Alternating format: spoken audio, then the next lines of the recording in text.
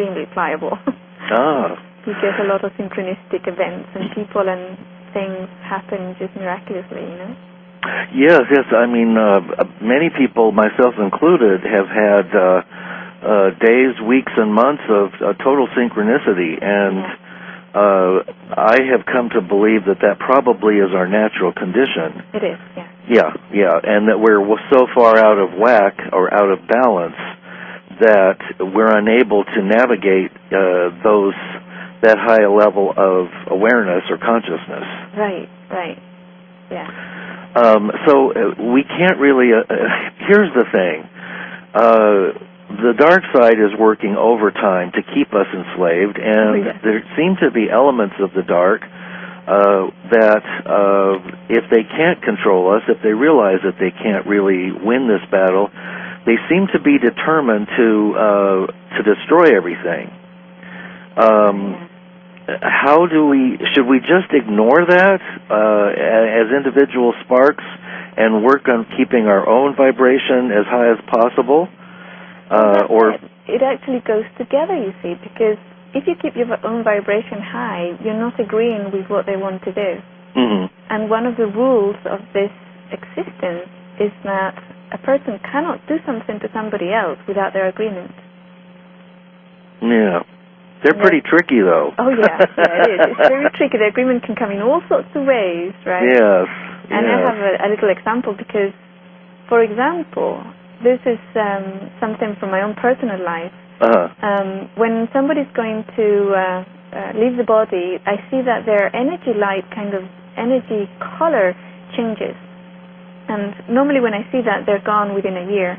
And there's been a couple of people who have changed it, and then I find out they had some sort of illness, and then they were able to overcome it, and it changes back, right? It changes back, and then they get better. So I learned early on in life that there is an agreement, right? When we go, it's actually we agree at that split second. It's a split second when we agree to it. Right. Or it could be like further in the future or in the past, right? Right. And a few weeks ago, I got up, I went to the bathroom, put the light on, and looked in the mirror, and I saw that light. I saw the color. And I thought, how about that? And then I thought, hold on a minute, there's something odd about this color. And I traced it, I searched into it, I zoomed into the energy of it, and it had been superimposed on top of me. It wasn't mine. Oh. So I thought, okay, so what was the intention behind it? The intention was I would look into the mirror, see that color, and think to myself, oh, I'm going to die within a year. And that would have been the agreement they needed. Oh. That would have been the agreement. As soon as I had believed it, it would have been the agreement. Wow. So they could have carried it out. But wow. And even for a moment I thought, maybe I should take that agreement. You know, it would be kind of nice to just vanish again. And I thought, I haven't finished my job, I can't. Because I'm so programmed just to continue and just do the work.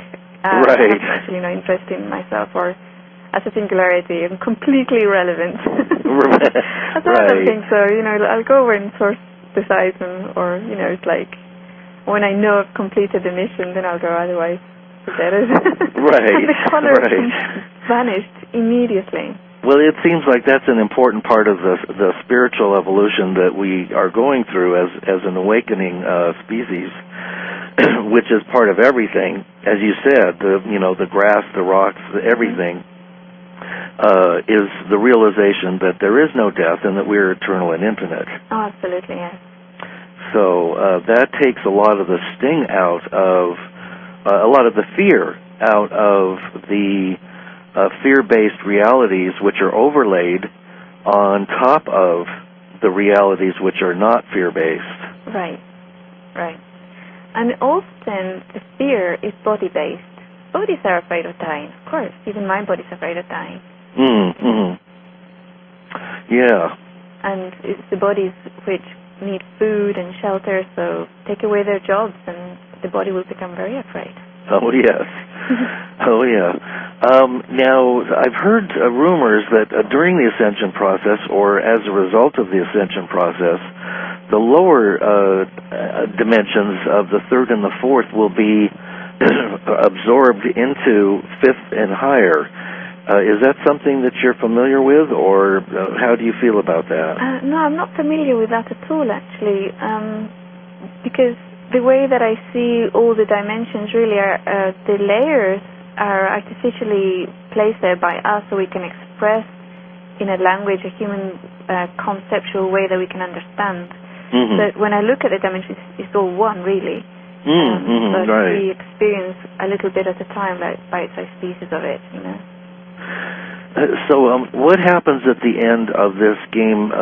Let's just say we're playing a Monopoly game and the game just ended.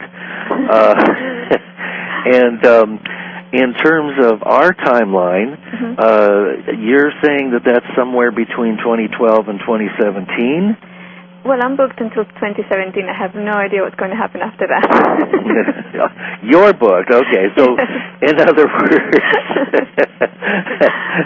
you signed on for that period of time, and others may have made other choices in terms of leaving prior to that date. Absolutely, yes. Yes, yes. Okay. You know, and everybody's choice is their own, and everybody can change their mind too. Even if it comes to the last second, you can change your mind and say, I don't think I'll go now. Or, I think I will go now. You know, it's really up to each person's choice. Now, with regards to this particular reality, this timeline, it's going to be 2 or 3 generations before we really, really see the difference, because people will live out their natural lives who are living a very dark experience of life that was okay for them to do here before, but as they die naturally, they won't be able to reincarnate here to have another type of experience like that, so they'll have to go somewhere else. So, and also each generation of people who are born here are very, you know, like you were saying, all the indigos and the crystal children and all those, there are more and more of those coming in because the vibration of the planet is higher, so they are able to survive and be housed here. As a being, you see. And now the new babies are being born. They're just amazing. You know, something else. Right.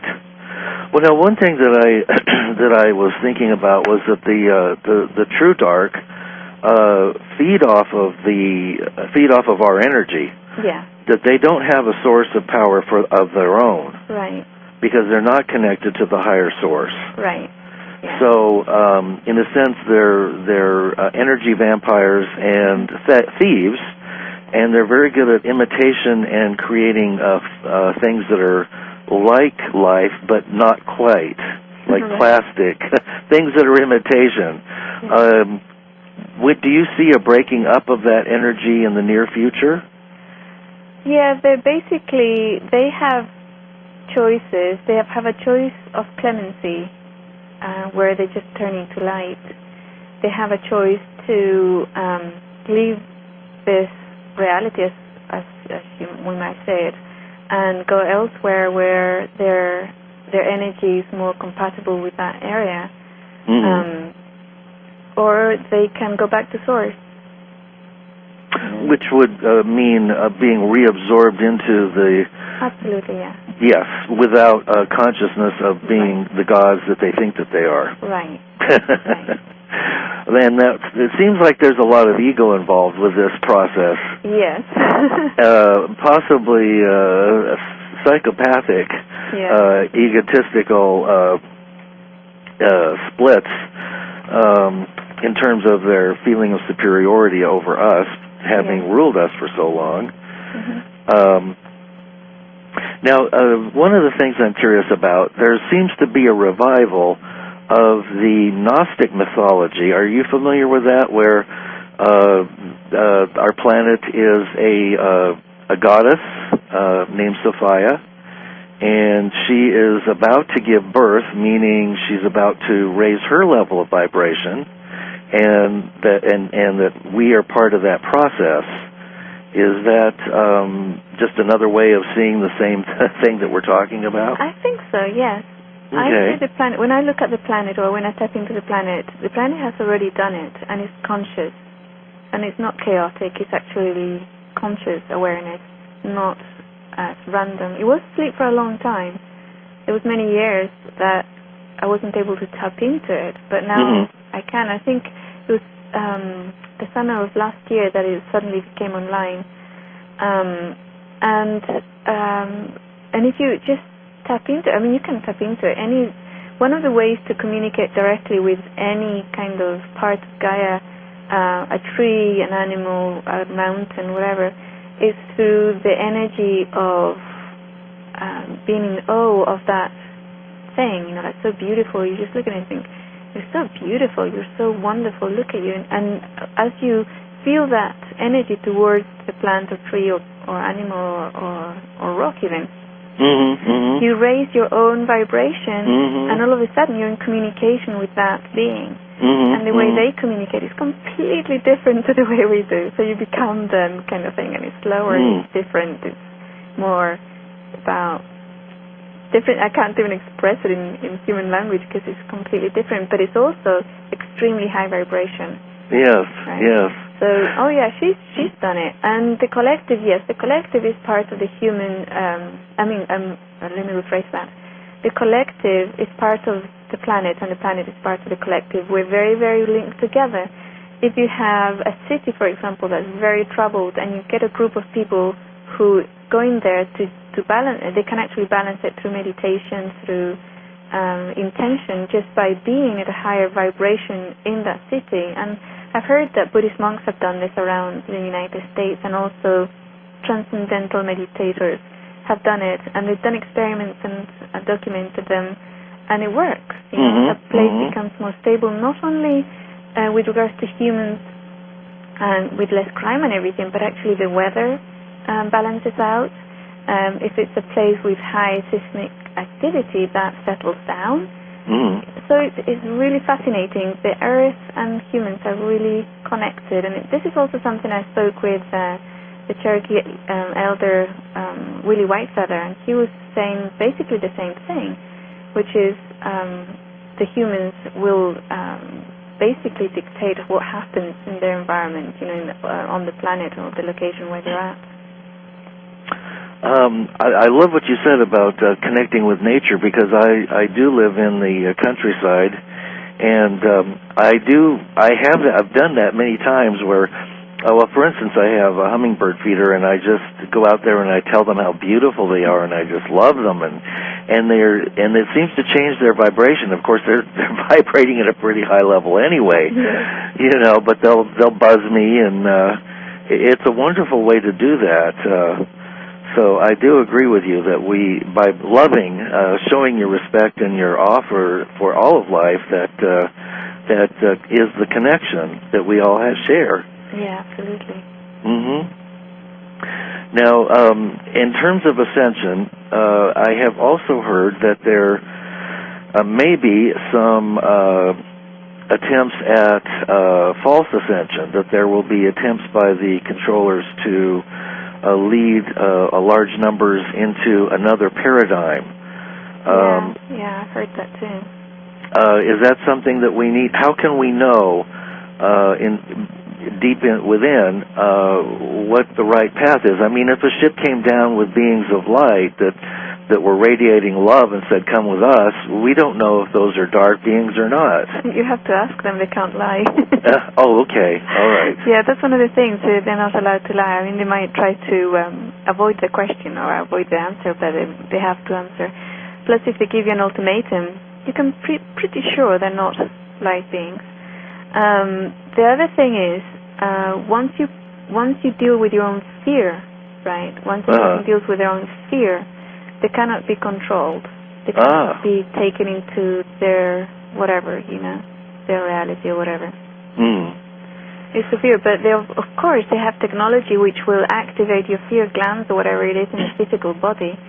And it's very important to become aware of that. If you feel fear all of a sudden, that's like completely out of whack, and it's not something that, you know, it just came out of nowhere. Just look at it, and just by looking at it, even at a physical level, it goes away. It just becomes like a really hot part of your body, you know, it starts burning, but it doesn't affect it in a kind of fearful way anymore. Now, do you get your directives from your team or entourage? Is that